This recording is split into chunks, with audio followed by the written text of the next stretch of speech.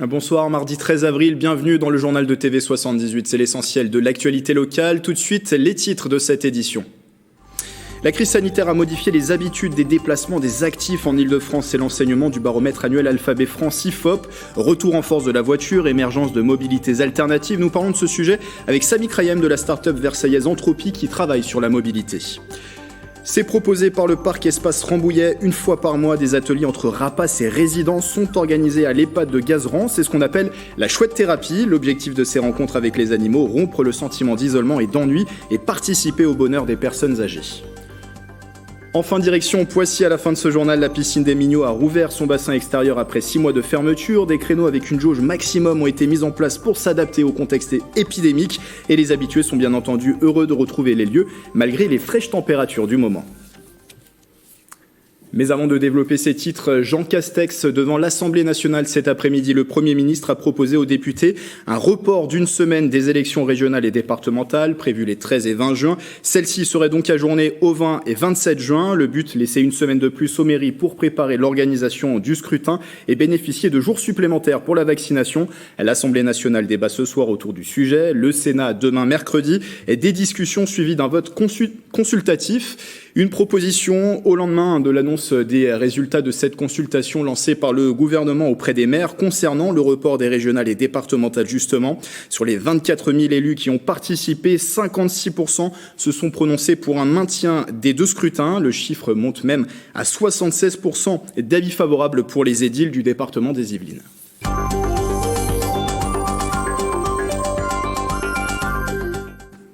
La crise sanitaire, on le sait, a eu de multiples conséquences sur notre vie de tous les jours et le sujet de la mobilité n'y déroge pas dans la région Île-de-France qui compte plus de 12 millions d'habitants. Bonsoir Mickaël Elmidoro. Bonsoir. De la rédaction de TV78. Est-ce que les modes de déplacement des Franciliens ont évolué ces derniers mois en raison de la Covid-19 ? Eh bien oui Grégory, les Franciliens se déplacent différemment depuis 1 an et la pandémie de Covid-19. Les chiffres parlent d'eux-mêmes. Selon une étude de l'Institut IFOP, 20,1% des actifs interrogés ont déclaré avoir modifié leur mode de déplacement domicile-travail depuis le premier confinement. Ces changements sont majoritairement des initiatives personnelles, mais dans un tiers des cas, c'est une demande de l'employeur. Et quelle est la principale solution privilégiée pour les déplacements des Franciliens ? Alors selon l'Institut IFOP, le moyen de déplacement privilégié reste la voiture en 2020.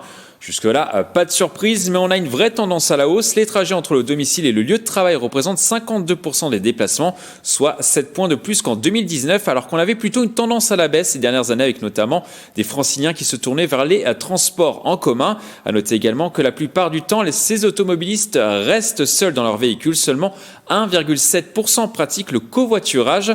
Là aussi, les spécialistes avaient prévu une hausse de ces trajets à plusieurs dans les prochaines années, mais ce chiffre n'a pas évolué en 2020, sûrement à cause de la pandémie. Retour en force de la voiture. Est-ce que pour autant des solutions de mobilité alternatives ont été aussi trouvées ?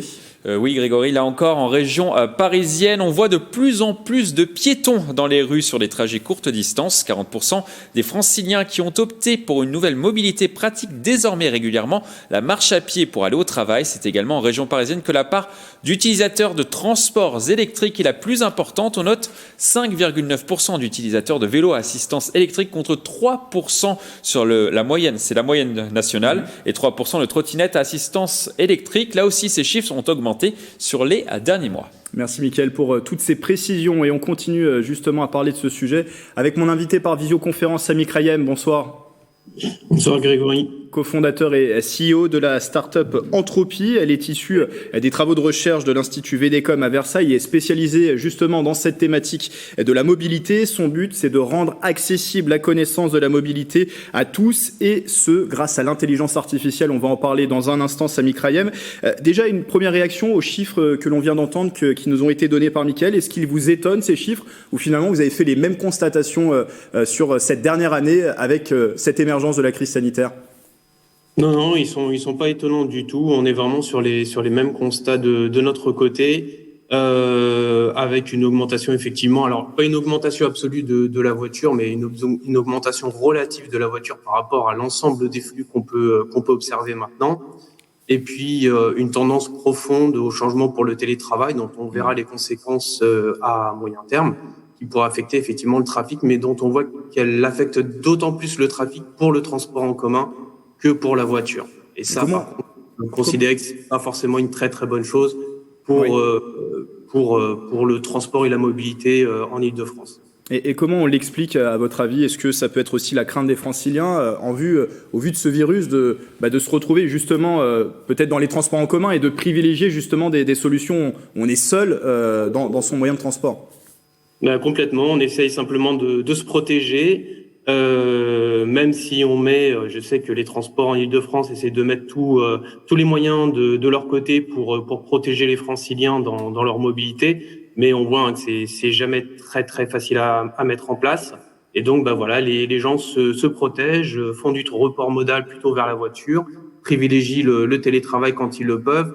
En tout cas pour ceux qui le peuvent, parce qu'on a aussi observé des populations qui, elles, ne pouvaient pas télétravailler et qui étaient aussi des gens qui étaient souvent contraints au transport en commun.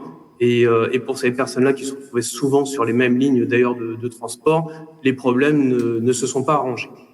Un mot sur votre start-up qui est née en 2019 sur le plateau de Satory à Versailles, qui est issue des travaux de recherche de VDCom. Entropie vise à faciliter les déplacements du quotidien. Alors vous proposez aux opérateurs de transport et aux collectivités un outil pour connaître, mesurer et analyser les besoins en mobilité sur un territoire.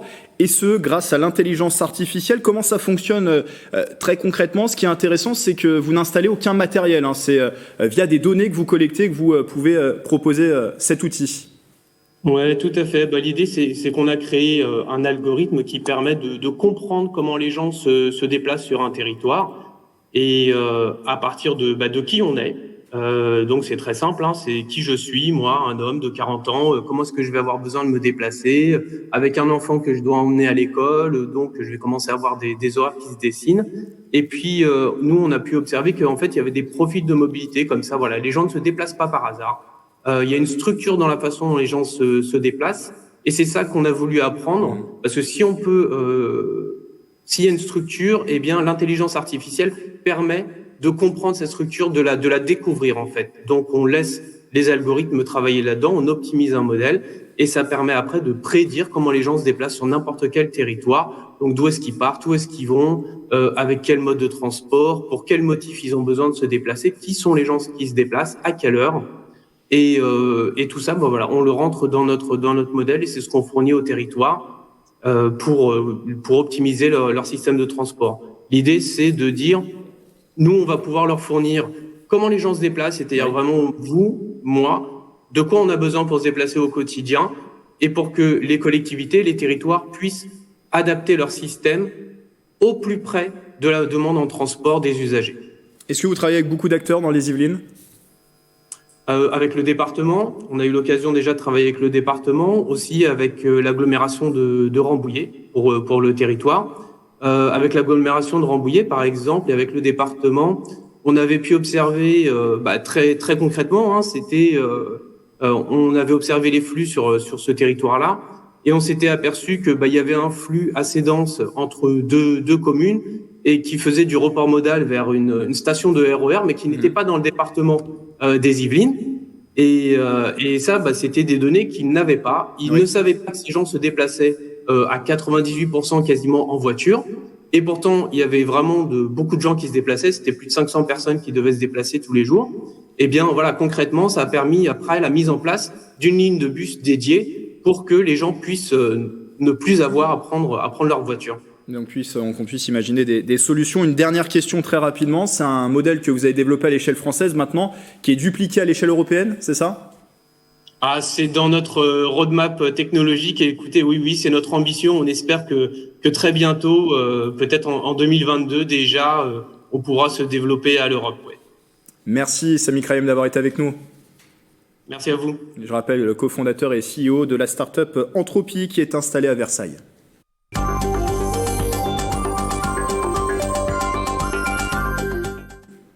Dans l'actualité, la campagne de vaccination connaît un nouveau tournant en France. Johnson & Johnson retarde le déploiement de son vaccin en Europe, annonce aujourd'hui du laboratoire américain après que les autorités sanitaires américaines aient préconisé de faire une pause dans l'utilisation de ce vaccin en raison de plusieurs cas sévères de caillots sanguins. La France avait pour rappel annoncé le déploiement progressif de ce 4e vaccin sur le territoire. Pour faire le point plus localement, dans les Yvelines à la date du 12 avril, 192 628 personnes ont été primo-vaccinées. Plus de 15 000 rendez-vous sont prévues pour cette semaine, dont la quasi-majorité pour des deuxièmes injections de vaccins. C'est un dossier important pour la commune de La Verrière, la rénovation du quartier du Bois de l'Étang, un projet sur lequel le département des Yvelines garde un œil attentif en tant que collectivité engagée dans les politiques sociales. En attendant, le projet du maire fait toujours débat auprès des habitants du quartier. Les détails dans ce sujet de Nicolas Dandry. L'avenir du Bois de l'Étang, un dossier sur la table de la municipalité depuis plusieurs années. Au cœur d'un débat entre les habitants avec cette question, une rénovation des bâtiments avec ou sans destruction. Un sujet abordé par le président du département des Yvelines, Pierre Bédier, lors de son déplacement dans le quartier. Le département était favorable aux destructions, comme la région, comme l'État, parce que nous savons par expérience, lorsqu'il y a des quartiers enclavés, on comprend bien l'inquiétude des gens sur les démolitions, mais le désenclavement est nécessaire pour que le quartier puisse respirer, pour qu'on puisse mieux y vivre. Nous savons par expérience que s'il n'y a pas ces démolitions, le quartier va se dégrader. Aujourd'hui, le maire a un projet en tête, la destruction de 3 bâtiments sur 10. 212 foyers seraient donc concernés par la charte intercommunale de relogement. Ce plan devrait être déposé à l'Agence nationale de rénovation urbaine courant mai, avec à la clé près de 60 millions d'euros de financement. Une zone commerciale dynamisée, un quartier plus accessible, une entrée de ville digne de ce nom, une grande coulée verte pour renforcer le côté nature, des pistes vélo. Voilà, toutes les ambitions sont traduites dans ce plan masse. Plusieurs habitants sont en désaccord avec ce projet. Opposés à la destruction, ils préfèrent une rénovation des bâtiments existants. Ils sont soutenus par le collectif des locataires qui propose un projet alternatif. On n'est pas concerté sur ce projet et notre combat aujourd'hui c'est sur la participation citoyenne des habitants sur ce projet. Nous on a eu un architecte qui nous a fait déjà un projet sans démolir sur la partie technique des immeubles et là on s'attaque sur tout ce qui est espace extérieur. Et donc on essaye d'améliorer les dysfonctionnements mais sans démolition. Les concertations vont se poursuivre du côté de la mairie et du collectif des locataires avec la volonté de servir au mieux l'intérêt des habitants de ce quartier. L'Île-de-France en soutien aux communes. La collectivité a signé tout récemment son contrat d'aménagement régional avec Jouy-en-Josas, une aide de près de 818 000 € qui va servir à financer à hauteur de 50% de projets portés par la ville. La rénovation du groupe scolaire du centre, les travaux essentiellement d'isolation vont durer 2 ans. Et puis l'aménagement de la placette d'Aimé, cet ensemble qui est aujourd'hui un parking, va se transformer en espace végétalisé avec un square. Depuis 2016, l'Île-de-France a accompagné une 50aine de communes yvelinoises par le biais de ces contrats. Écoutez ces interviews. Alors, le contrat d'aménagement régional, il est fait pour accompagner les communes à répondre aux besoins de leurs habitants, le moindre besoin. Donc on l'a beaucoup simplifié depuis qu'on est arrivé à la tête de la région. On a aussi renforcé les moyens et on a diversifié les dépenses éligibles. Donc maintenant, il peut y avoir un équipement sportif, culturel, typiquement les rénovations d'écoles, etc. Parce que chaque commune a des besoins évidemment différents. La rénovation énergétique de notre groupe scolaire était très importante puisque aujourd'hui on est engagé dans une démarche de transition depuis de nombreuses années. On a à cœur de faire ces investissements-là parce que ce sont des investissements qui nous génèrent des économies de fonctionnement par la suite. On dépense moins d'énergie, moins de fluide. Et puis ça va dans le sens de la préservation de nos planètes. On agit aujourd'hui pour nos enfants, pour demain, pour que les dépenses d'énergie soient moins importantes. Une école dédiée à la cybersécurité qui va ouvrir ses portes en septembre à Saint-Quentin en Yvelines. Son nom, l'école 2600. Elle accueillera dans la première année une centaine d'apprenants qui seront formés au métier de la cybersécurité, un secteur d'activité en pleine croissance et avec des forts besoins en compétences. Les détails dans cette interview express collectée par Nicolas Dandry.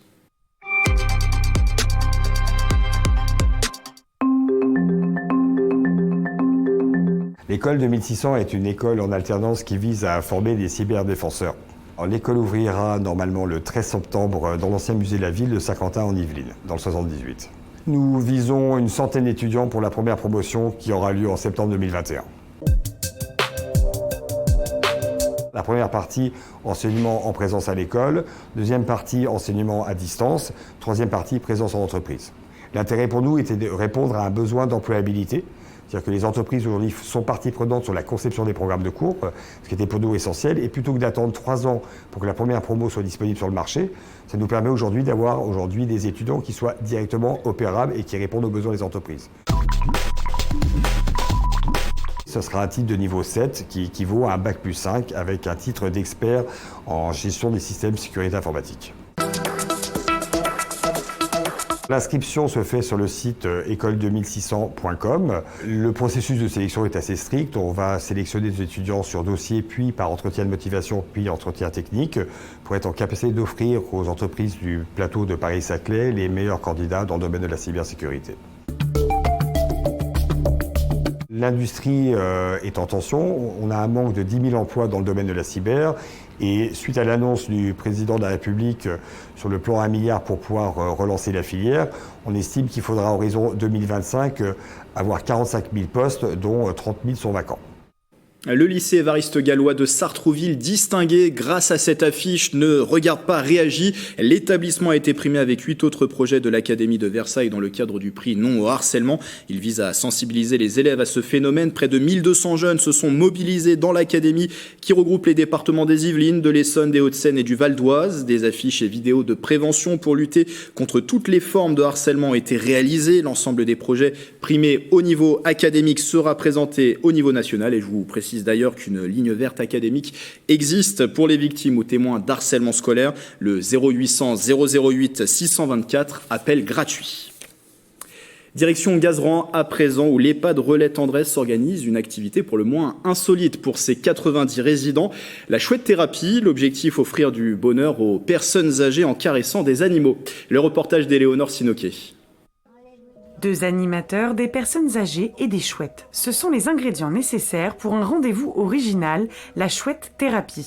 Tous les mois, l'EHPAD de Gazeran organise cette activité pour ses résidents. C'est une activité qui est complètement insolite, puisqu'on n'a pas l'habitude de voir des chouettes ou des hiboux régulièrement. Et on se rend compte que des résidents qui pourraient être un peu renfermés, qui ne discutent pas beaucoup, et on voit leur visage qui s'illumine. Mise en place depuis 2019 grâce au mécénat de l'entreprise Gessina Immobilier, 10 séances d'1 heure environ sont organisées par an. À la manœuvre, le parc animalier L'Espace Rambouillet, qui compte 150 rapaces. Le fait d'apporter un animal sauvage dans une résidence et de faire voler cet oiseau, de le faire porter sur le gant, ça met en place des émotions, des souvenirs. Ça fait bouger les résidents aussi parce qu'il faut se lever, tendre le bras, rappeler la chouette. Ça les met en valeur. Lundi 12 avril, une vingtaine de résidents participaient à cette chouette thérapie, un bon moyen pour découvrir ou redécouvrir ces animaux et en apprendre un peu plus sur eux. Moi j'adore tous les animaux. Alors j'ai été contentée, j'ai passé une bonne, une bonne journée. Je trouve ça agréable. Pourquoi ? Parce qu'on apprend des choses toujours. Ça saisit, mais on a peur, si vous voulez, sans avoir peur. C'est absolument génial. Il y a 2 personnes qui sont vraiment très cultivées, qui nous ont appris beaucoup de choses. Une conférence sur les rapaces est également organisée avec l'Espace Rambouillet d'ici 2 semaines dans l'établissement. Des activités plutôt chouettes donc, que l'EHPAD de Gazeran et ses 90 résidents espèrent faire perdurer longtemps.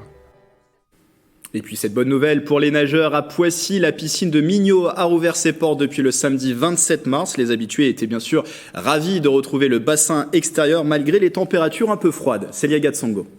Je suis ravi, je me demande même si je sais encore nager tellement ça fait longtemps que je ne suis pas allé à la piscine.